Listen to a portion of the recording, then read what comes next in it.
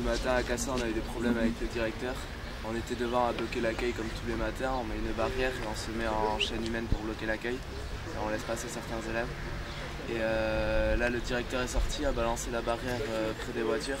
Il nous a bousculés, il y a eu des violences physiques. Du coup on est parti, on a appelé tous ceux qui étaient devant, on s'est mis à 200 à peu près devant l'accueil. Il a continué à nous bousculer, à hurler, à me menacer de m'exclure, etc. Et donc on a fait venir France 3 et là on l'a plus revu jusqu'à la fin de la journée.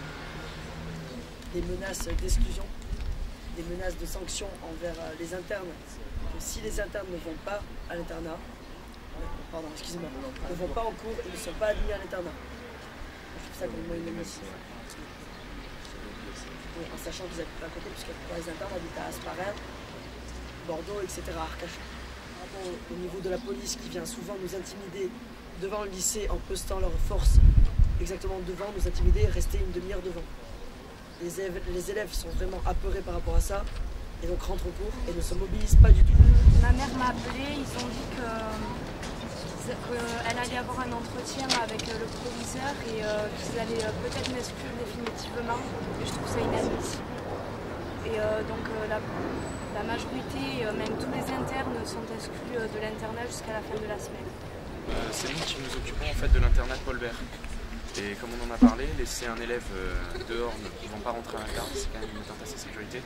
Parce qu'il ne va pas passer une nuit entière dehors à attendre qu'on puisse le chercher, sachant qu'il y a aussi des grèves de train qui ne peuvent pas rentrer comme ça. Donc après, nous c'est un petit peu un lycée témoin, comme quoi c'est pas spécialement la mairie qui prend l'initiative de venir chercher les barrières, vu que nous de notre côté nos barrières restent en place.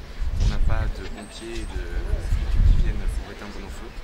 Donc on voit bien que c'est des initiatives prises par les proviseurs de chaque lycée. Les autres, ils ont eu des contrôles d'identité sans aucune excuse ni rien, comme ça, dans la rue, devant le lycée. On leur a demandé de sortir leur carte d'identité. Donc ça montre un peu la pression générale qu'il y a autour de tous les lycées. C'est souvent les proviseurs, comme les témoignages des autres lycéens, mais c'est aussi la police qui vient devant pour provoquer un peu, pour leur faire de l'intimidation, pour leur faire peur.